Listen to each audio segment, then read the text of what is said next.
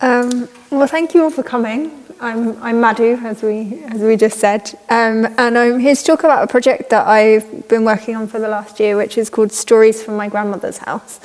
And Stories from My Grandmother's House is a virtual reality project that allows me to travel to my grandmother's house in Haifa in Palestine in the 1930s. And it's intended to hold space for my heritage and be able to experience it as if it's a memory. And so it allows me and you to experience places and stories that we otherwise might not be able to access in a way that kind of feels hopefully a little bit like we're actually there. And it's inspired by kind of old family stories across around about 300 years from both the Armenian and the Palestinian side of the family.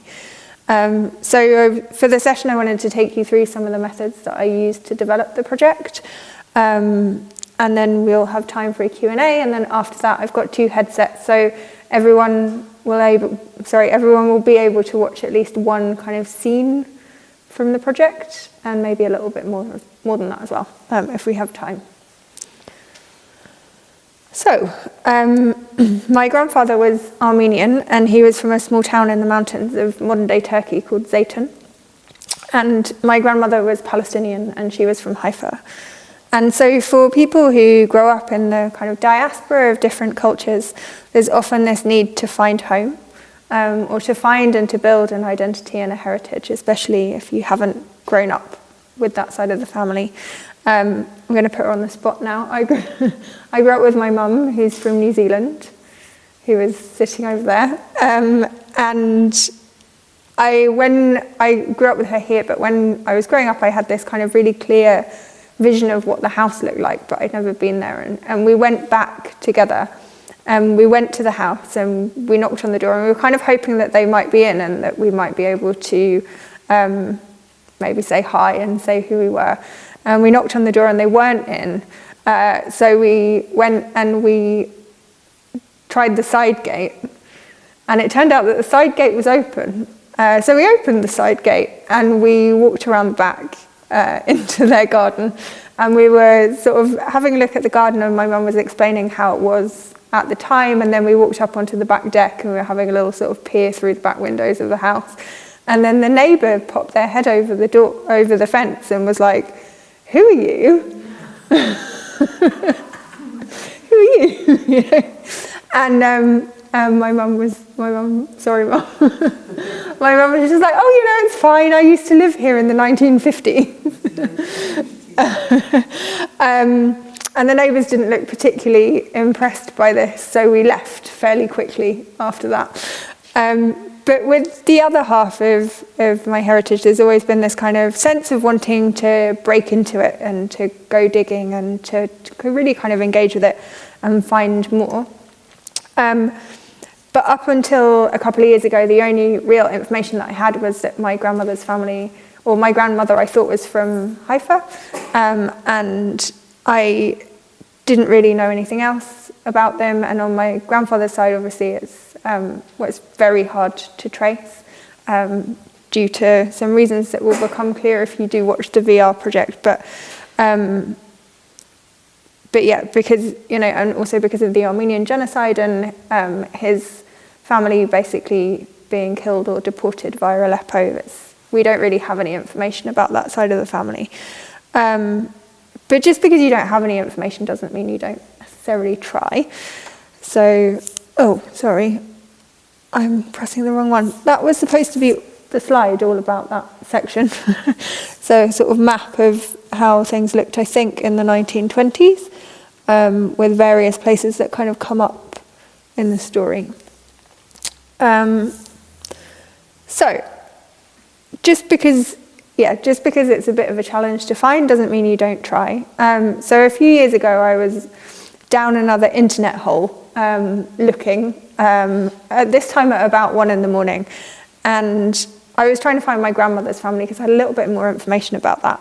But it is really difficult because you're trying to look for a family in a place that doesn't really exist as it was at the time, in a language that you can't speak, in words that have a variety of spellings when they get translated into English, and records that are very hard to access if they do still exist.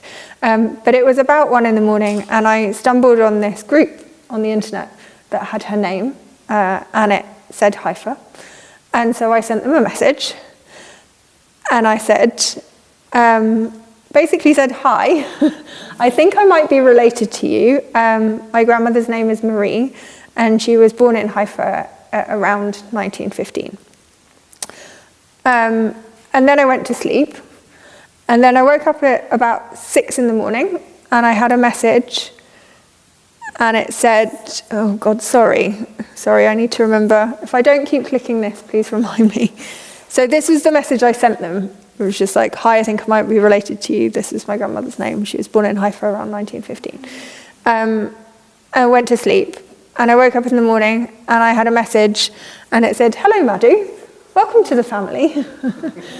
And then it said, have a look at the family book. And it said, if I have it right, she's on page sort of 173, and we're second cousins. And then at this point, I nearly died of shock. And was just like, oh my God, I completely can't believe this. Like, I actually, surely not. Surely I haven't found them finally. But it was really interesting because it turned out that this family, so the Palestinian side of the family, actually had a 180-page family book. They also had a website. They had an extensive family tree that went back hundreds of years, and some films made about them by a Dutch filmmaker. And finally, they had this completely crazy-sounding family origin story that involved a shipwreck, a pasha, and some wrestling. That just sounds, sounds complete. So shipwreck, pasha, and some wrestling. Again, you can see it if you're in the VR, which sounds completely unbelievable, but apparently is true. So now I kind of had more information than I thought I would ever really be in possession of.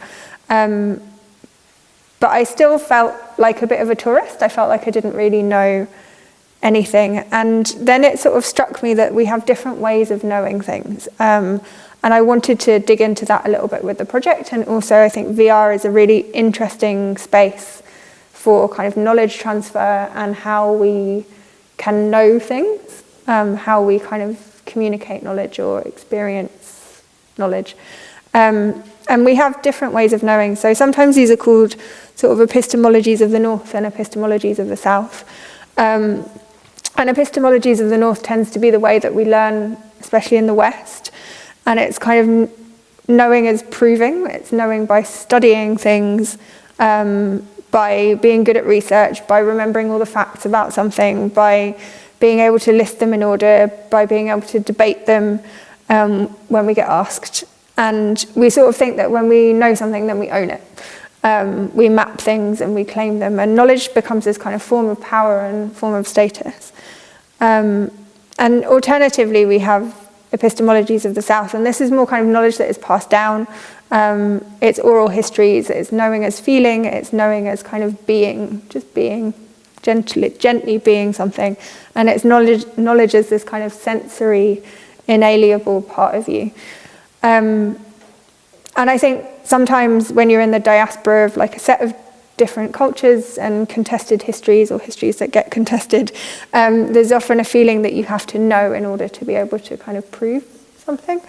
And I decided with this project I was going to completely reject that, and I just wanted to focus on this idea of how we can know through feeling, how we can know through oral histories and sensory environments in order to kind of create that space. And VR is really amazing for this because you can build these environments that focus on how you can know something through feeling it, how you can know through mood, how you can know through emotion, and using these sensory elements to essentially see if we can pass down knowledge. So I started trying to piece together then the stories based on the information that I had.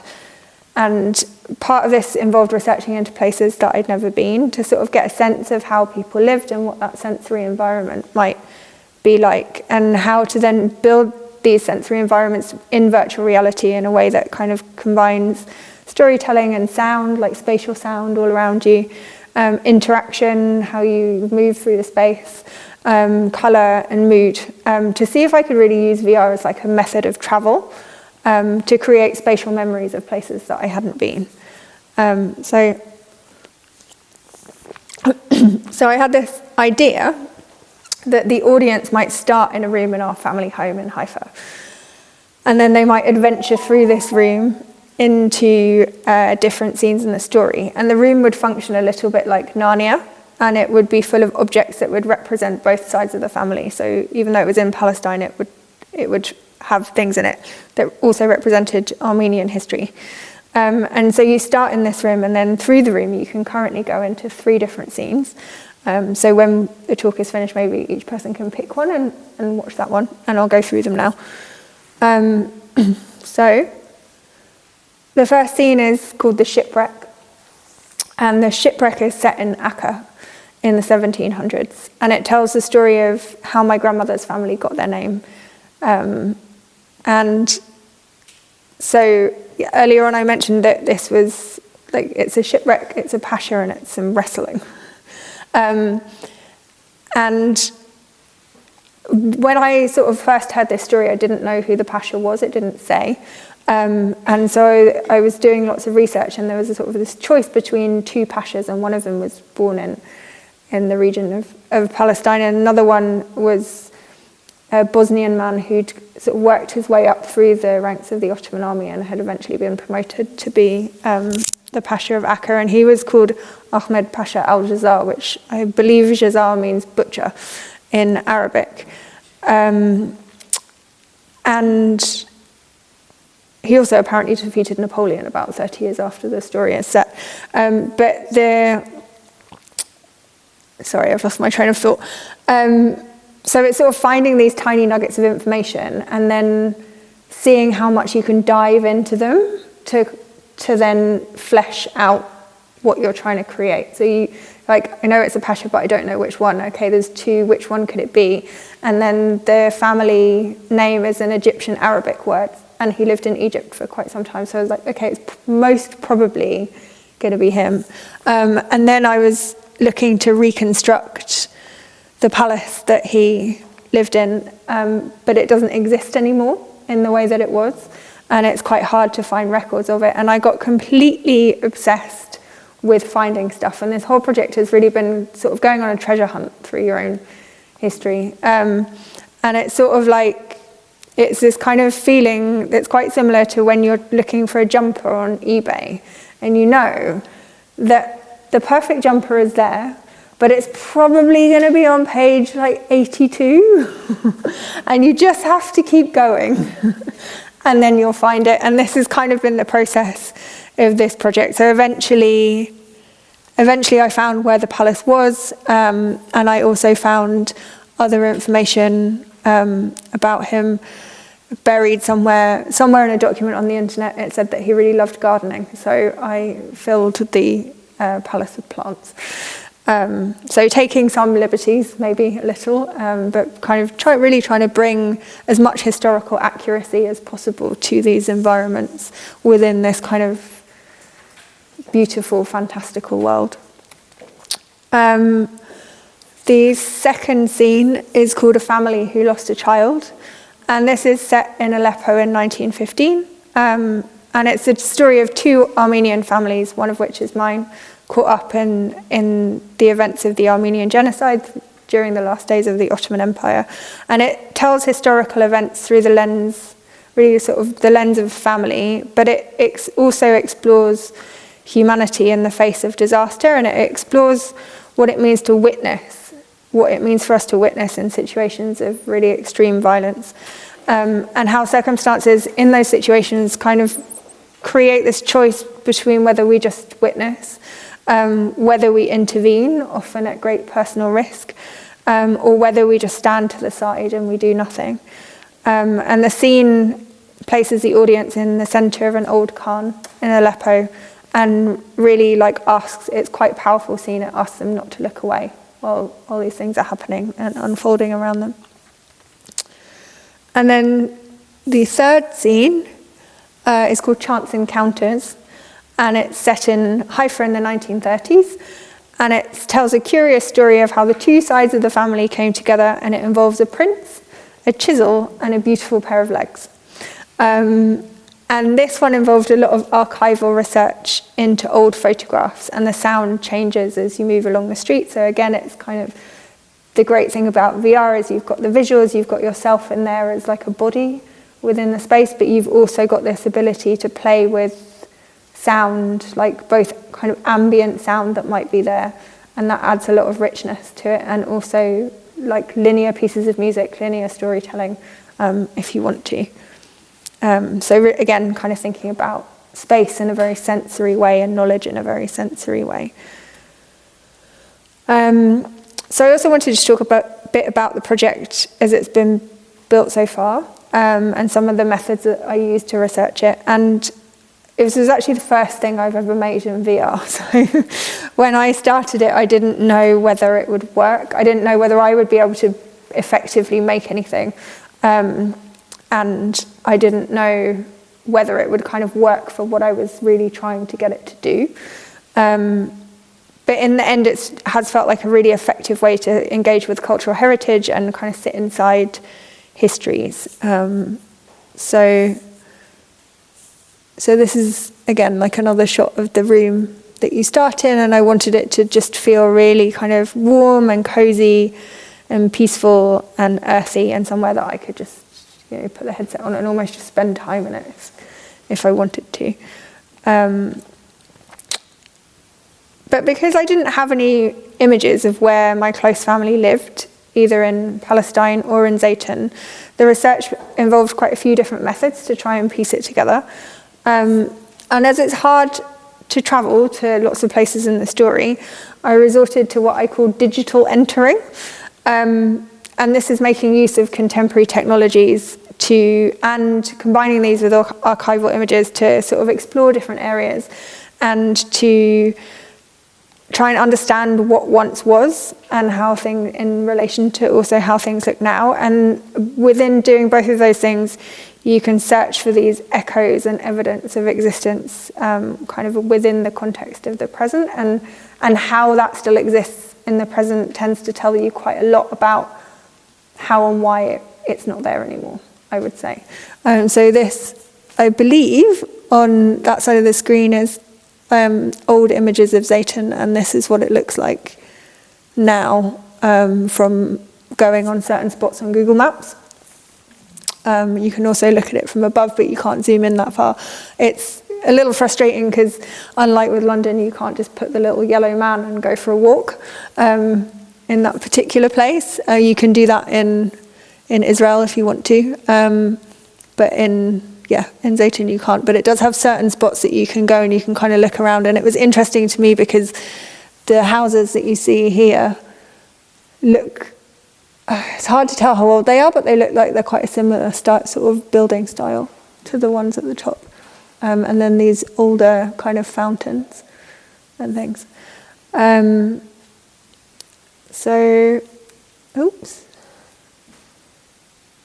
So now that I'd met some people in the family group that I'd found on the internet, I now knew the location of some of the places that the family lived in Haifa. And so I went on some walks on Google Maps to have a look around the area. And this was really interesting because a lot of like these echoes, these original houses are still there. But it didn't bring me very much closer to being able to reconstruct the interiors. So I had to find some alternative methods of research. And obviously it's a lot harder to go there and like sneak in around the back like I did with my mum in New Zealand. So instead of doing that, I resorted to digital entering again, and I went on Airbnb. And Airbnb, as it turns out, is an amazing way to see inside people's homes. So, and the homes in Haifa were really beautiful. And in the pictures, there's lots of little details. So I looked at loads and loads and loads of them, and there's lots of little details which I believe to be original from when they were built, around the time that my family was there. And I found it really helpful to sort of try and describe what I was seeing and see what that description could then tell me about how people lived. So this is just an image of the windows in an Airbnb that I found. And I kind of fell in love with the windows, to be honest. And so just describing them, it says, large and often rounded at the top with multiple segmented ways of opening. So if you look at this window, it's got 4 parts that you can actually open. With metal hinges to let cool sea air flow through the house. The windows are divided into smaller panes, some straight, some curved, referencing older Arab architecture with a slight air of Art Deco. The panes are often clear, but sometimes coloured or textures, with the exteriors clear or covered with decorative metal grills. So just from like picking one thing inside a house and thinking about what materials it's made out of and how it like affects how people live there, you can kind of start getting this really interesting sense of why it was built like that and what that means about the environment that people live in. And then I also noticed that the flooring in loads of these rooms was really beautiful, and there was like these kind of tile patterns that kept coming up over and over again. And then I went down this whole researching these tiles, and it turned out that they were kind of ubiquitous in urban homes in Palestine in the 1920s and 30s. And because I was in the family WhatsApp group by this point, I messaged a picture of these tiles to the family group, and I got sent back this image which is of one of the extended family's members' houses that she'd managed to go back and go into. And this was amazing, and it was also amazing because my original degree is in textile design, so I have this absolute love of anything that's patterned. And these floor tiles end up being the tiles that are on the floor in the room that you start in. So it's kind of amazing to bring as many aspects that you can kind of into this space, and then think about how that can give you spatial memories, essentially. And then this was followed up by more images of her house. So I was on a bit of a roll by this point. And so the combination of like these oral histories, these methods of digital entering, and these sort of archival images or family photographs were really helpful for being able to create the project. But it was also really interesting because finding photos of interiors is just really hard, because people at the time weren't really taking that many photos, and they definitely weren't mostly taking photos of interior spaces.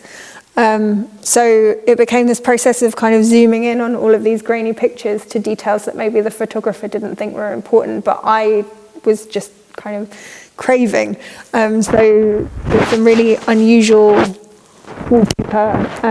There's like palm plants, there's the piano, there's upholstery, there's bits of wooden furniture. You can kind of see the windows and the doorways and how that space is set up. And it's been really lovely to sort of bring these things back to life, especially as they're kind of being erased. And although the room that you start in is in Haifa, I did want to combine it with bring in some things that might represent aspects of the Armenian side of the family. And so the room itself is full of lots of sort of little Easter eggs that when people know things, they'll know what it is. And if they don't know, they'll probably just think it's a nice pattern. So the rug on that side is the Goha rug, which I'm sure some of you have heard of, which is a very famous Armenian rug and has kind of appeared and disappeared throughout history from the research that I did.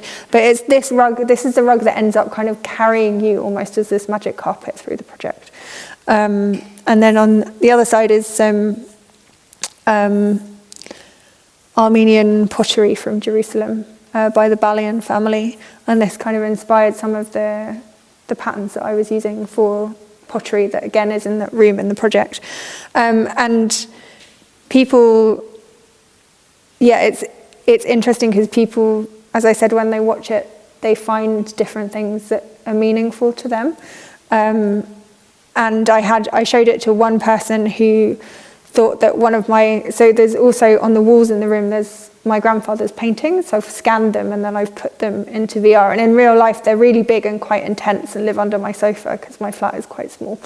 But it's been really nice to kind of bring them out and put them into this digital space and kind of preserve them in that way. But I showed it to somebody not that long ago and he was completely convinced that one of the sea paintings is of Lake Tiberias. I don't know how he knows that, but he's convinced that it is, and he also thinks one of the other illustrations is from the Magic Flute, which I wasn't aware of. So it's just a really nice, sharing this project has been this really nice kind of bringing together and promoting of conversation with different people. And also I would say that the project is kind of ongoing, and what I would really like is that every time you come back into this room, maybe the room changes a little bit. So if there's kind of objects that you think might work well in the space that represent more of the